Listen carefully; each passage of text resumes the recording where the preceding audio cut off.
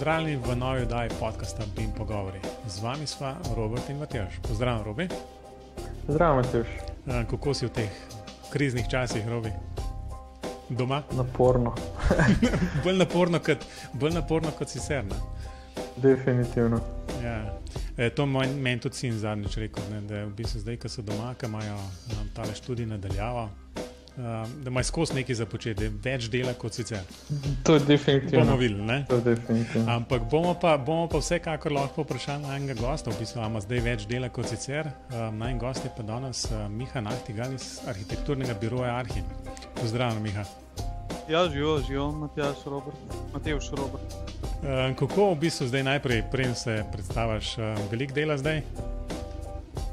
Nisem zaznal, da bi bilo kaj manj, no. Edino, kar je razlika, je, da imam še otroke doma, ne, ker mi včasih uletavajo gor pa dol, pa da delati težje, ne. Ja, no, saj to sem mislil predvsem, ne.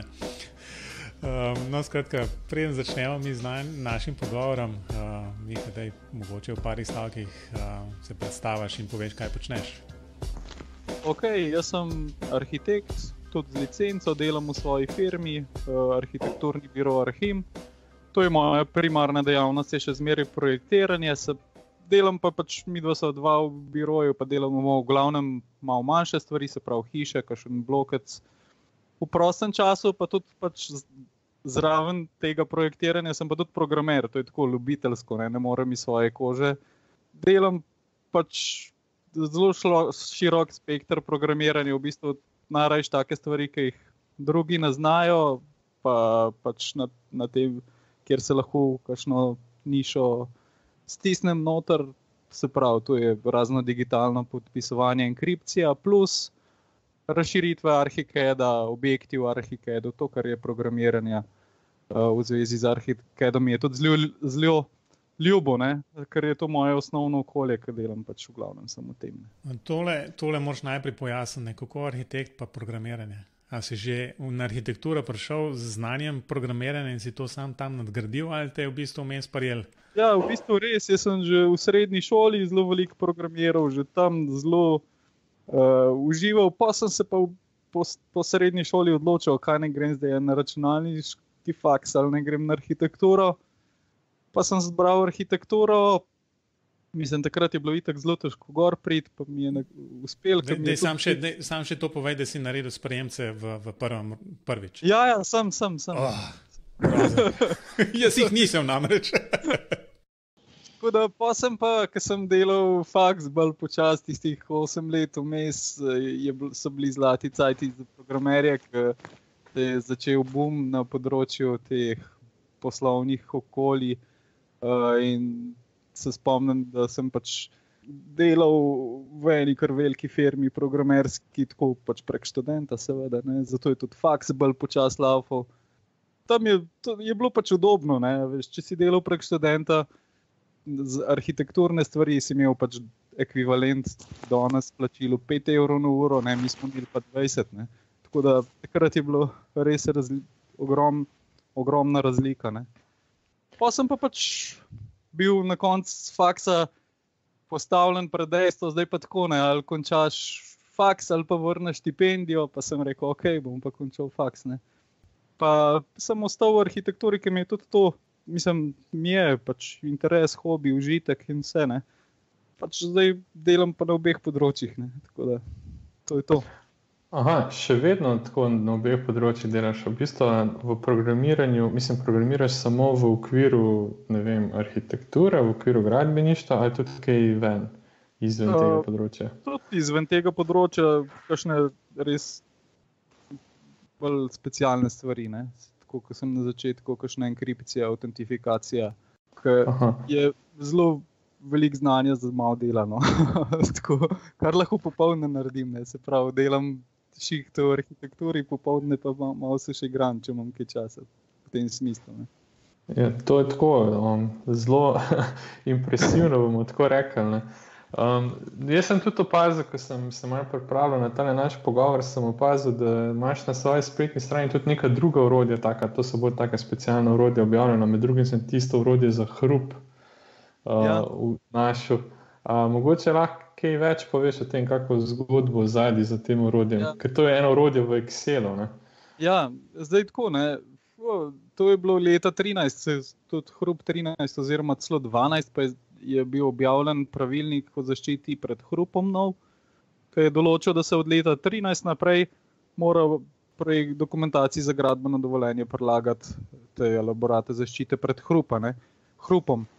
In to je bilo kar naenkrat velik problem, ne, ker ni obstajalo nobeno orodje, nobenega izračuna.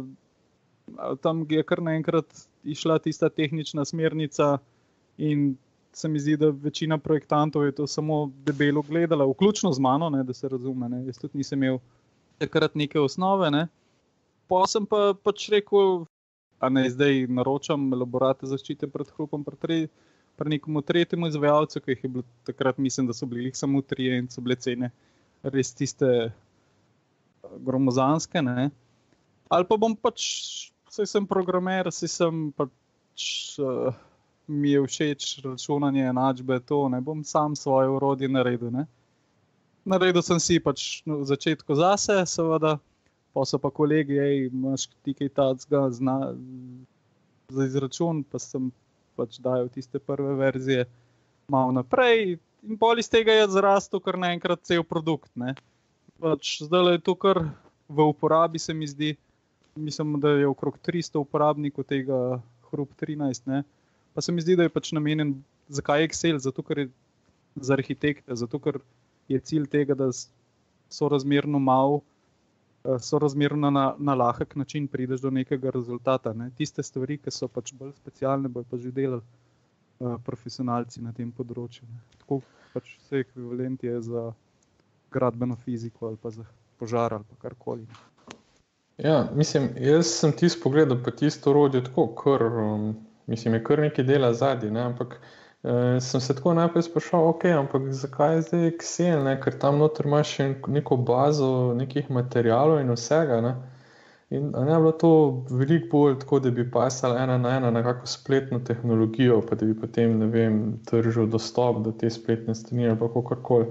Si razmišljal kaj v tej smeri? Ali? Imam celo narejen, tudi na spletni strani, ki jo uporabljam tudi bolj interno, ki je v bistvu mačka na višjem nivoju, ampak vsega pa tudi ne morem delati, ne morem tržiti produkta, ne morem se ukvarjati s strankami, nimam pač dosti časa in sem enostavno pač ta pripomoček je bil narejen v bistvu po zgledu PHPP, ne, se pravi tega, ki Ekosklad zahteva elaborat gradbene fizike, ne.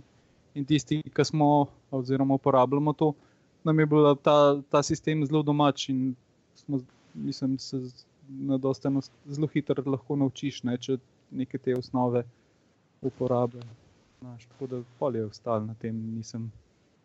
To je tako pri programerjih, hitro se navdušiš za neko stvar, jo pripeleš do nekega nivoja, pa se ti to ne da več. Pa se pa že nova pojavne. To se pa že nova zanimiva pojavna. Ja. Se mi zdi, da programerji se delijo ne na dobre pa slabe, ampak na tiste, ko delo dokončajo, pa na tiste, ko ne. No, se bo, do programiranja bomo danes še prišli, ampak ker imamo že v naslovu podcasta BIM noter omenjen, dajmo Miha še kakšno stvar reči okoli BIM-a, pa tvojega arhitekturnega biroja, ki te moram jasno najprej vprašati, a si z namenom Miha okoli obrno PR dodal par imeno? Ja, pač to je čist namensko, ne, pač iz imena izhaja ime firme. Pač. Sem jaz edini, ko do zdaj nisem tega vedel. Ja, ne vem.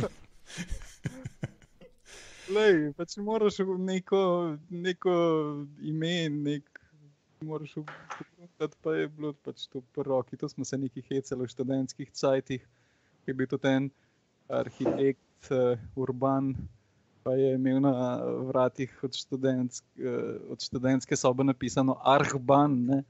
Jaz sem pa pol naredil hec, pa sem napisal Arhim, ne, in pol je to takrat ostalo, ne. Zelo cool. Skratka, daj povej, kako je z BIM-om v vašem arhitekturnem biroju? Ja, jaz moram reči, da imam s tem BIM, ne, imenom, nazivom, kratico še zmeraj velike probleme. Ne? Mislim, tako kot... Ampak to je zato, ker si arhitekt, ne? Ja, to je... Kje sem? Sorry. Večina ljudi, ki jih poznam, pa se s tem ukvarja, ne, veš, pa rečem, delaš v BIM-u ali ne delaš v BIM-u, a veš, se mi zdi, da vsak, ki ga vprašaš, kaj je BIM, ima drugačen opis tega, ne. Pa tudi razni javni razpisi, pa to, ki zahtevajo BIM projekt, se mi zdi, da so taka katastrofa zadaj, da mislim, a veš, to je tako neka taka beseda, kratica, ki je tako v oblakih, ne, kot cloud computing. Dobro. Ne, veš kaj, prej sem te vprašal, če kaj poslušaš te oddaje, BIM pogovora, pa si rekel, da sploh ni sfera za to. No. Skratka, če bi poslušal, bi najbrž opazil, da bolj manj je vsaka druga oddaja tukaj, kjer se ne prerekamo, ampak izražamo svoje mnenje o tem, kaj BIM je in kaj ni. Ne. Tako da se, mislim, da z Robijem oba strinjava s tvojo definicijo, da v bistvu točno se ne ve, kaj to je. Ne? Čeprav se kakšni ta moment sigurno ne bi strinjali z mano. Ne? Ampak dejstvo pa je, da je pač neka marketinška kratica, ki se kar dobro prodaja.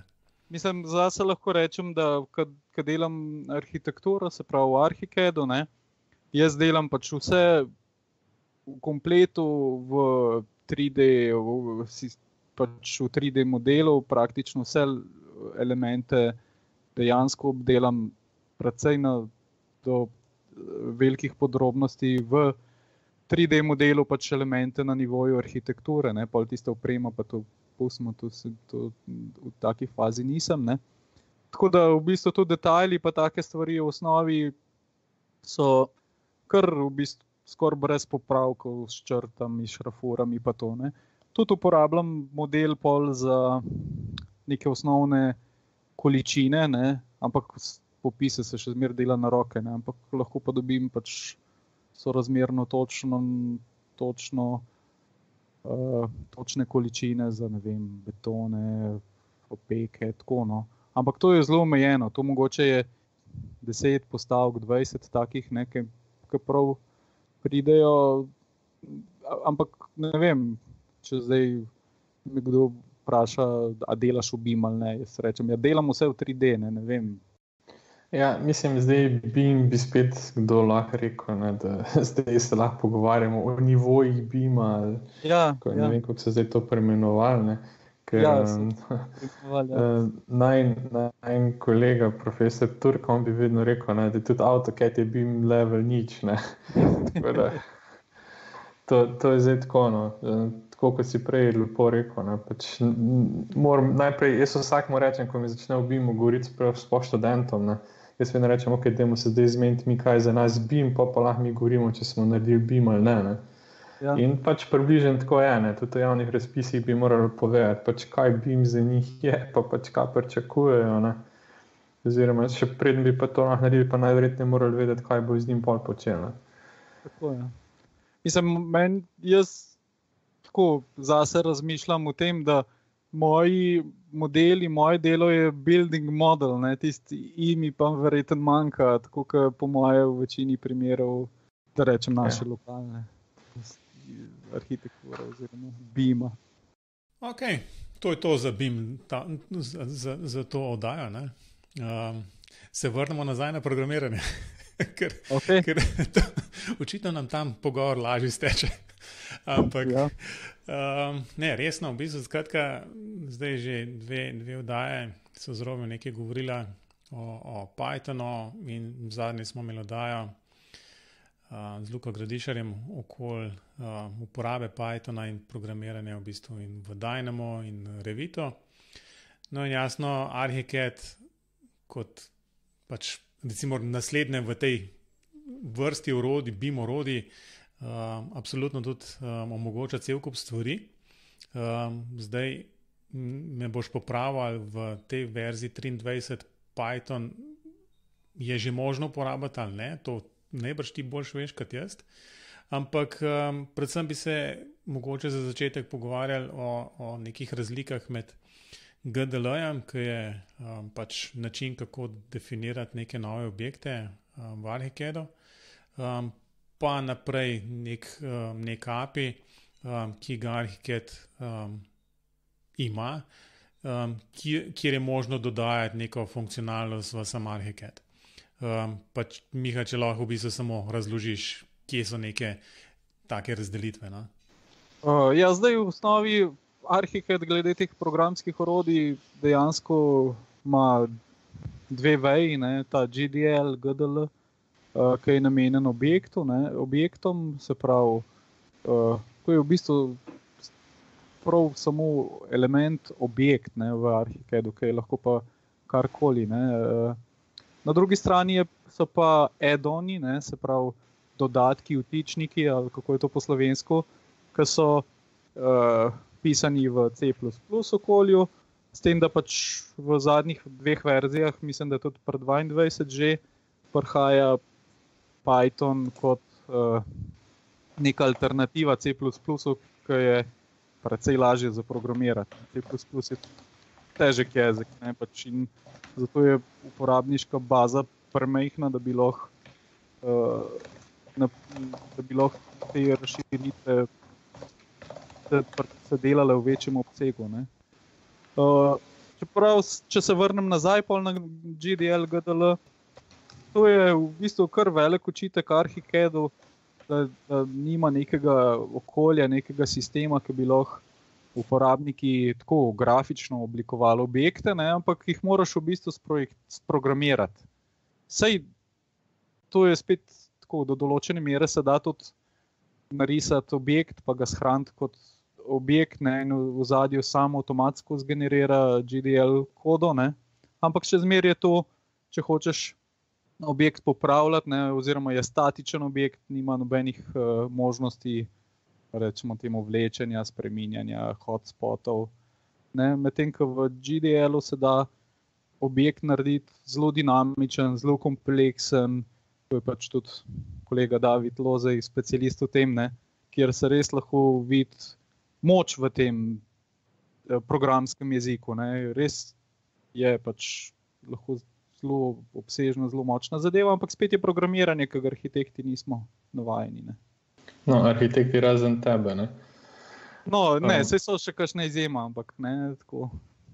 Ne, se to tako posplošujem, ampak mislim, zdaj, ko se teži k temu vizualnemu programiranju pa modeliranju v 3D, pa ne vem kaj vse, je to mogoče res ena visoka stopnica, da začneš, ampak verjetno, ko začneš, potem pa se da pa narediti čuda, kar tudi David, ki je bil tudi gost na najnem podcastu. A si videl? Ja, tako da, ki ga David to zelo dobro potem to uporablja. Se pravi, ti ko ustvarjaš te dodatke za Arhiked, pa oziroma ko programiraš v okolju Arhikeda, to delaš v C-ju, ali delaš te GDL objekte, kaj počneš? Odvisno od namena, Zdaj za objekte je to GDL še zmeraj, Za objekte, ki jih imam ali za interno uporabo, ali pa konec koncev tudi za zunanje stranke, če ti naroči firme, pač bolj proizvajalci raznih, tako kot dela recimo David nadstreški, kanalizacija, okne, cisterne, njim je BIM pač se sveti, in se naroči objekt za Arhiked, da bojo lahko to objavijo, na svoji spletni strani, tudi ali na object repozitorjih, se pravi teh spletnih straneh, iz katerih lahko preneseš te objekte. Se pravi, to so GDL je še zmeraj jezik za objekte, za posamezne objekte. Medtem ko add-oni, se pravi vtičniki, dodatki, so pa namenjeni temu, da v bistvu dvem sklopom stvari. En sklop je avtomatizacija v Arhikedu, recimo, da avtomatiziraš procese priprave listov, da narediš, standards checking, se pravi preverjanje standardov, da narediš recimo kot primer uporabe, da narediš sistem, kjer zbereš detajle proizvajalcev in jih ustaviš v svoj projekt, ne, tako na hiter, lahek način, da ti ni treba po svojih arhivih brskati, pa ne vem kaj, ne, se pravi, to je avtomatizacija. Na drugi strani pa se pravi, so ti add-oni namenjeni interakciji objektov, ki so napisani v GDL. Ne. Se pravi, GDL objekti so po eni strani lahko zelo kompleksni, ampak so sam svoj objekt. Ne.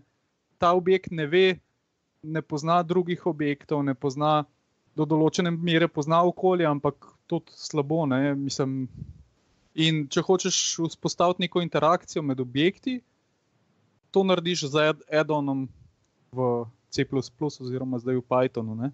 Se pravi, če hočeš, da en objekt reagira na dogodek, na premikanje drugega objekta, da se premikata sočasno, ali pa da je en objekt odvisen od lastnosti drugega objekta, ne. Da se spremeni glede na lastnost drugega objekta, temu je pa pač namenjen add-on. Seveda je uporaba še kar nekaj okrog tega, pa so še področje tega renderiranja, področja ekstrakcije 3D modela, se pravi v RAW modela, kako se to reče po slovensko. Tako, no, pač low level dostopa do vsega, kar vidiš v bistvu in kar zna ArchiCAD, znaš v bistvu načeloma potem skozi C++ oziroma skozi ta API, ki ga ima na voljo doseči. V bistvu, zelo zanimivo. Ne? Ena stvar v bistvu mogoče za tiste, ki bi jih to zanimali, koliko težko je s tem začeti. No? Imam eno zelo tako splošno vprašanje. Ne? V bistvu malo sem pogledal tam dokumentacijo, ki bo tudi polinkana, pa en tak zelo, ne vem, getting started, v bistvu, koliko težko je praktično začeti pa nekaj naprogramirati tazga zelo osnovnega. Pod pogojem, da znaš C++. Ne? Sorazmerno težko, no.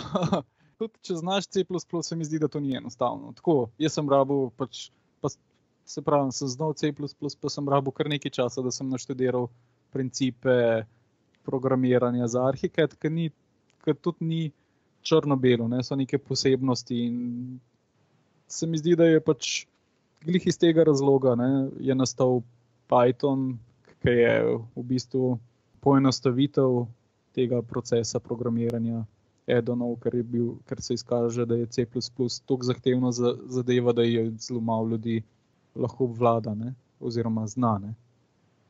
Tako da ni simpel, ne, pretežko je se, zato so pa tle koraki naprej. Ne. No, ampak zdaj, ne vem, koliko imaš izkušenj s Pythonom v ArchiCAD-u, kaj si, recimo, ne vem, ali pa bom tako začel, v bistvu, kaj je bilo tista največji add-on, ki si ga recimo naredil, recimo pa napisal C++, pa če ga lahko sam v pari stavkih opiših to, da dobimo malo sliko, v bistvu, kaj vse naredi, recimo. Jaz sem naredil, recimo, mogoče dva taka malo večja. Prvi je bil namenjen temu, da znotraj ArchiCAD-a na nek lažji način upravljaš z materiali, z strukturami, se pravi sestavami, ne, stenami, pa z detajli, tako kot sem že prej omenil. Ne. Add-on je bil namenjen temu, da ima nek ponudnik centralno na svojem strežniku bazo materialov, bazo detajlov, bazo teh surface, se pravi, ArchiCAD so materiali pa surfaci, ne, se pravi, v glavnem bazo teh atributov, ki jih uporabnik načeloma uvaža v svoj projekt, glede na to, kar potrebuje. Ne. ArchiCAD ima recimo, mogoče da rečem, težavo v tem, ne, ker je to menedžiranje atributov sorazmerno težko, ne, oziroma lahko se ti nabere milijon nekih materialov, milijon nekih površin, nekih sestav, ne, ki jih ne rabiš, ne, ampak jih imaš v templateu zato, da boš jih uporabil pri določenem tipu objektov. Ne. Recimo za primer, ne, hišo, ki jo gradiš, če je pač montažna ali pa recimo križno lepljena, ne, ima čisto drugačne sestave, hiša, ki je zidana, recimo. In tukaj se postavlja vprašanje, a boš imel ti zdaj v svojem templateu, ne, a boš imel zdaj materijale od obeh sistemov, ne, pa da ne rečem, da so pol, da je teh sistemov pol recimo 5, ne, se pravi, da rečem Ytong, montažna hiša, skeletna hiša, vsaka ima svoj sistem. Ne. Ali boš imel neko orodje, ki boš na enostaven način rekel, v svoj projekt vozim materijale, s katerim bom delal in nimam zdaj, imam v modelu na mest 200 materijalov, jih imam 30. Ne? In s tem se bistveno olajša delo, ker ne rabiš pač upravljati ali pa filtrirati vse te gore stvari. Ne? Pa tudi za detajle, recimo. Ne? Detajle vsi imamo pripravljeno nek svoj mogoče katalog detajlov in jih pol prenašamo, kopiramo, popravljamo. Ne? Seveda, vedno se zgodi, da ti ravno tisti detajl, ki ga rabiš, manjka, ne? In pol iščeš po netu, na Google pišeš detajl žlote DVG extension, ne? In s tem lahko zgubiš ogromen časa, ne? Pač ideja kot del tega plugina je pa bila, da imaš detajle centralno, ki jih tudi ponudniki ti pošljajo, ne, tako kot objekte, recimo, ki imajo. Samo rečeš, rabim ta pa ta detajl, uvoziš v svoj projekt, ne, po potrebi popraviš, ali pa pač ne. In imaš namesto to, imaš zelo na hiter način lahko te detajle v projektu postavljene, izbrane, zaključene in validirane, da rečem, na nek način. Zelo v redu, v bistvu. Zdaj, če nadaljujem sam tem, koliko časa je to trajalo, da se je to razvil? Pa recimo predvidevam, ali pa da je razvil do te stopnje, da je bilo uporabno, ker pač pol verjetno to tako skozi nekaj dodeluješ, predeluješ in tako naprej. Ne? Za sam add-on niti, ne vem, to je ranga par mesecev, no? 3-4 mesece recimo za razvoj, ne? Ampak gre se vedno tudi za vsebino. Ne? No, absolutno. Ne? No, se gre tako čez palec, ne? V bistvu to, da si predstavljamo, da to ni za en popoldne dela, ne? Ali pa za en teden dela, ampak da je to pač majčkeno več treba vložiti v to. Zdaj, zadeva, mislim, pač C++ vemo, da je pač treba prevesti v neko izvedljivo obliko. Predvidevam, da to nek DLL ven dobiš ali pa ne vem, neko knjižnico, ki je pol Archicad nekako prežveči in pobere. Ne? Ja, tako je. Ja. Koliko časa v bistvu pričakuješ, ali pa zdaj ne vem, koliko imaš izkušenj s Pythonom, a je neka razlika pri samem tem razvoju, da je sam razvoj teh add-onov zdaj bi lahko skozi Python, ki je pa dinamičen jezik, pa nima tega koraka, skratka je skripten, pa nima koraka prevajanja, a šla ta stvar kaj hitrej, da bi celoten proces malo bolj tako tekoče tekel, ne da je treba po možnosti Archicad ugasniti, preden se v bistvu tvoj popravljen DLL naloži. Ne, jaz mislim, da sam ta goli razlog deploya, ne, niti ni tak problem. Ima to zelo dober urejen C++, Archicad, tako gre deploy in ta debug, zelo dober sistem narejen. Je pa pač, se mi zdi, da je pa predvsem krajši čas razvoja na račun tega, da Pythonu ni treba skrbeti za razne low-level detajle, ne, se pravi memory management, ne, pointerji, to, ne, garbage collection, ampak to smo zdaj že tukaj. Ja, ampak to je bilo moje naslednje vprašanje, ne, zaradi tega, ker mislim v C++, pa ne vem, sicer sem že malo pozabil, ampak jaz sem v C++, ki je AutoCAD še ARX imel, no tam noter smo programirali v C++, na koncu nisi vedel v bistvu, zdaj a je bug v tvoji kodi ali v AutoCAD-u ali kjerkoli, ne. Kako je pa s tem, dejansko me zanima v bistvu, koliko hiter ga lahko kardinalno nekaj polomaš? Seveda ga lahko, ne, mislim, so take situacije, ki si puleš lase, ki ne veš točen, kje je problem, ne, ka pri takih jezikih, ki Python tega ni, ki ti to dela avtomatsko, ne. Tako da, ja, tle je razlika. Ne? Tudi iz tega vidika je razvoj po moje hitrejši za nekoga, ki ni recimo 24/7 programer v C++. Ne? Tako da, ja, je pohitritev. Ne? Je pa pač treba omeniti, da tako, ki piše, ne, je zaenkrat experimental Python. Ne? Zaenkrat, če preveč na osnovnem nivoju, ne, da bi bila ta stvar uporabna, ampak mislim, da se bo razvil to hitro. Zdaj odvisen je seveda od Graphisofta, koliko bo vložil v to. No, ampak sej, če se ne motim, podpira itak C++ že od začetka Archicad, ne bo nekaj časa trajalo, da bo pač Python prišel na ta nivo. Ja. Ampak hotel sem te nekaj vmes, sem poslušal, ko si govoril, pa sem te hotel vprašati, koliko dolg že programiraš v C++, pa kdaj si se s Pythonom srečal? V C++, koliko dolg? Taki low-level jeziki sem jaz že od začetka programiral, ker ne vem, takrat, ko sem je začel s programiranjem, to je bilo v bistvu v začetku srednje šole, da ne rečem, celo osnovni šoli, teh high-level jezikov sploh še bilo ni. Ne? Bil je C, bil je Pascal, pa assembler, ne? In to je to, ne? Ni bilo objektnih jezikov, imel je Pascal že nek z osnovo objektov, ne? Ampak C++ je glih, to so bili C++ je glih takrat enkrat ven prišel, ne? Tako objektno programiranje. Ne, se sprašujem zaradi tega, no, ker sem hotel Pavlu vprašati, da glede na to, da pač ene jezike poznaš že res dolg časa, ne, zdaj drugi se pa zdaj pojavljajo, ne, in Pavel bo moje vprašanje, če bo enkrat Python dosti dobro implementiran v Archicad, v katerem boš naprej razvijal svoje stvari, no, to je bilo moje vprašanje. Ne vem, tega odgovora nimam. Meni v osnovi Python ni toliko domač kot C++, ne? Zaradi tega, ker tiste stvari, sem pač naredil nekaj stvari že v Pythonu, ampak bolj tako, da testiraš, kako jezik teče, ne? Programski jezik teče. Ne?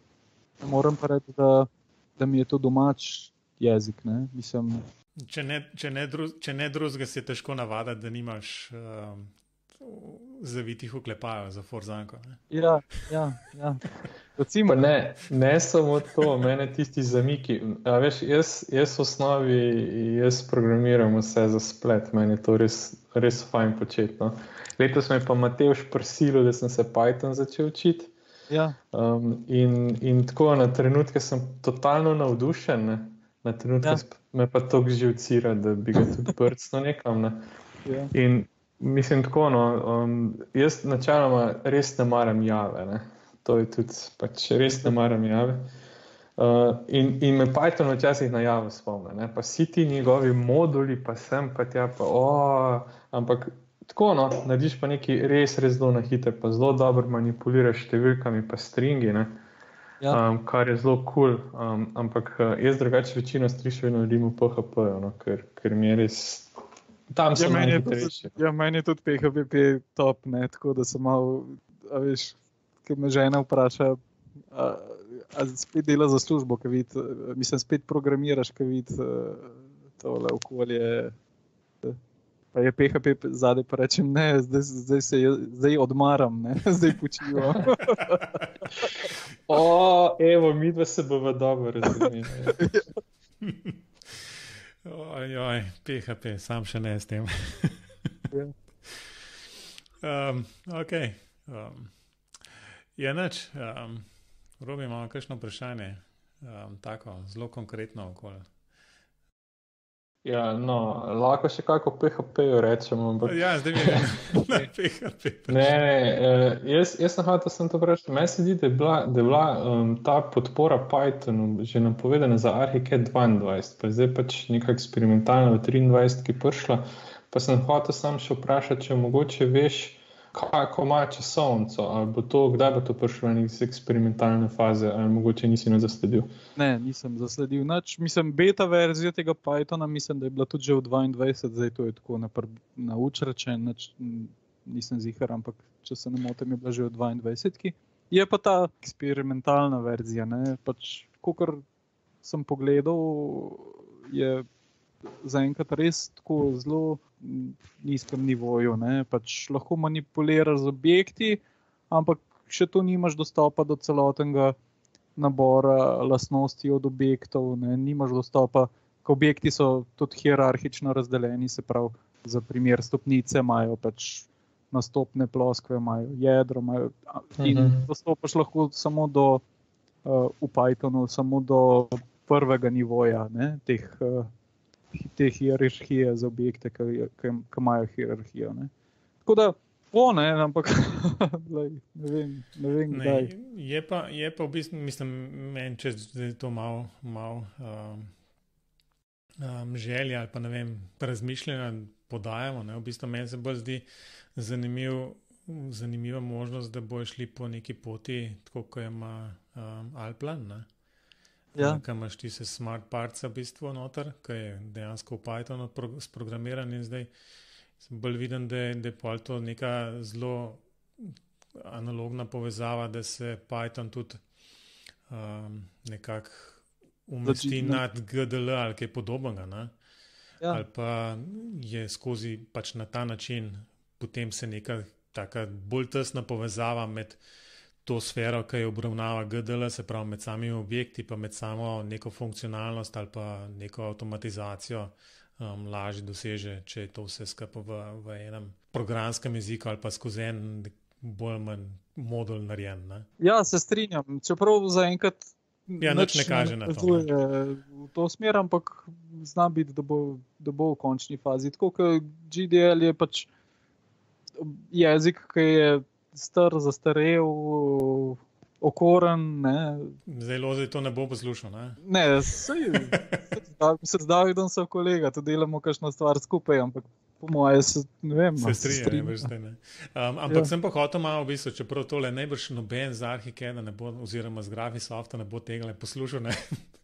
Zelo dvomim, ne? Vedno me preseneča, ne, ker sem ravno pač bil tle, sem hotel tam malo pogledati v bistvu, kako pa s tem API-jem, ne, in je pol tam link na API, hočem klikati, je že takoj, ne vem, da se rabaš prijaviti na tisto developer site v bistvu od Graphisofta in ne vem kaj že, tudi enega članka ne moš prijeti, ali pa do ene dokumentacije ne da bi bil prijavljen tam noter. In me je prav tako. Mislim, da se mora samo upisati, ampak načelno plačila ni.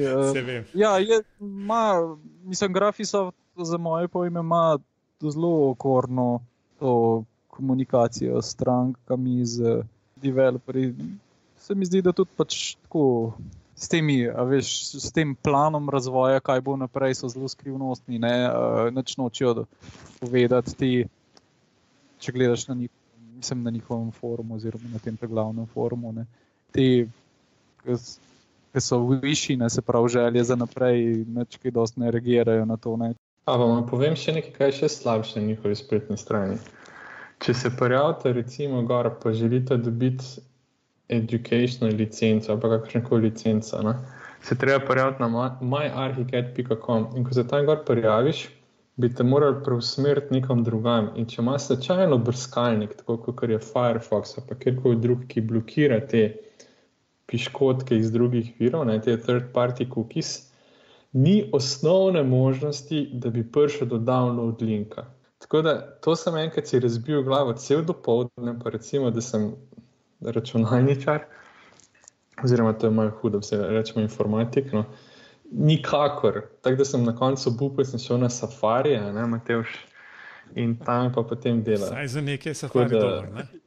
Ampak Chrome, Firefox, Brave, Opera, karkoli vzameš, pa da imaš preprečene third party cookies, ne prideš gor. Pa Robi, kakšne prskalnike se omenil, v bistvu, kdo sploh to uporablja? Ja. Ok, bom pravi tihno. Matevž, za rojstni boš dobil na USB ključku Microsoft Edge. Onga za Maca, ne? Veš, da so za Maca napovedali. Vse je že. A je že, ali kaj? Ja. Pa zelo dober je, pa zelo hiter, tako da. Hvala, še vedno je pa Microsoft. Hvala, ne. Ok. Ja, mislim, da tole bomo mogli še enkrat ponoviti, ne? ker tele programerske so zelo dobre, meni so zelo všečno. Jaz bi na tem mestu končal, ne? Ker obljubil sem, Miha, da tole ne bo trajalo več kot 1 uro. Mi se že pogovarjamo, ne vem, kar nekaj časa, ampak da pa sam oddaja ne bo daljša kot 30 ali pa 40 minut, moramo počasi tole zapeljati konco.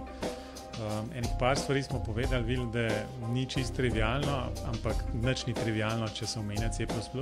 Jasno, če pa to še znotraj enega drugega programa, je pa zadeva jasno povezana še z nekimi uporabo nekih specifičnih API-jev in načina, kako sploh to skompilirati in kam odložiti in kako sploh Arhicad to požre na koncu.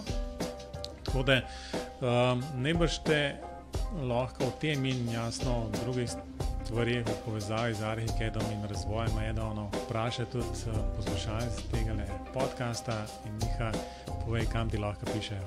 Ja, če je kakšno vprašanje, komotno, kar na info@arhim.si, se bom potrudil za kakšen pameten odgovor. Robi, kje pa tebe lahko poslušalci dobijo? Ja, za vse to virtualno gmoto elektronske pošte mi lahko pošljete na robert@klinc.net. Vse v povezavi s podcastom, to oddaja ali pa preteklimi oddajami, nasveti, predlogi, grajami, pohvalami že celo, lahko pišete seveda zmeri na info@bimpogovori.si. Poslušalce, ki to poslušajo, pa še niso naročeni, bi vsem prosil, da se naročijo. Tudi ni nič slabo, če greste na YouTube, pa se še tam naročite, to 2-kratno šteje. Tako da res hvala, Miha, da si vzel čas v teh čudnih časih, ko smo vsi doma. Tako da morali bi zdaj sicer se gledati v video, ampak v luči zmanjševanja prometa po internetu imamo samo zvočno povezavo. Tako da je res najlepše hvala, da si vzel čas in nam dejansko predstavil mačkam, kako to zgleda v Arhicadu in programiranje ali pa saj, kaj se sploh da recimo razmišljati v Arhicadu in add-onih. Ja, ni problema, hvala, da ste me gostila, pa se slišimo kaj za naprej, ne? Super, to je tudi vse za danes. Miha in Robi, adijo. Adijo. Adijo.